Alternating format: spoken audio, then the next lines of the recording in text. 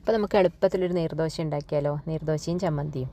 അപ്പോൾ അതിന് വേണ്ടിയിട്ട് നമുക്ക് പച്ചരി കുതിർത്തത്, പിന്നെ കുറച്ച് തേങ്ങ, ഒരു സവാള, ചെറിയ ജീരകം, ഉപ്പ്, പിന്നെ കുറച്ച് ചോറും, ഇതെല്ലാം കൂടെ നമുക്ക് നന്നായിട്ടൊന്ന് അരച്ചെടുക്കാം. ആവശ്യത്തിനുള്ള വെള്ളവും കൂട്ടിയിട്ട് നന്നായിട്ടൊന്ന് അരച്ചെടുക്കാം. അപ്പോൾ ഇത് നീർദോശ ആയതുകൊണ്ട് നമുക്ക് അതിലോട്ട് വെള്ളം ആവശ്യത്തിന് കൂട്ടാം. എന്താ വെച്ചാൽ നമ്മൾ പരത്തി എടുക്കുന്നതല്ല, ഒഴിച്ചിട്ട് എടുക്കുന്നതല്ലേ, അപ്പോൾ വെള്ളം നെഫ് കൂട്ടാം. ഇത് ചമ്മന്തിക്ക് വേണ്ടിയുള്ളതാണ്. ചെറിയ ഉള്ളി, പുളി, തേങ്ങ, ഉപ്പ്, പിന്നെ നമ്മുടെ എരിവിന് വേണ്ടിയിട്ടുള്ള മുളക്. കളറിന് വറ്റൽ മുളക് വേണമെങ്കിൽ, കളറിന് കാശ്മീരി വേണമെങ്കിൽ ഒരു 2 എണ്ണം കൂടെ ചേർക്കാം.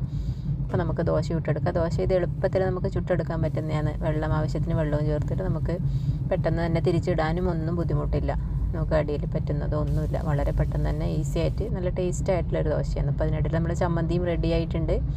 അപ്പോൾ ഒരു ടേസ്റ്റി ആയിട്ടുള്ളൊരു ബ്രേക്ക്ഫാസ്റ്റാണ്.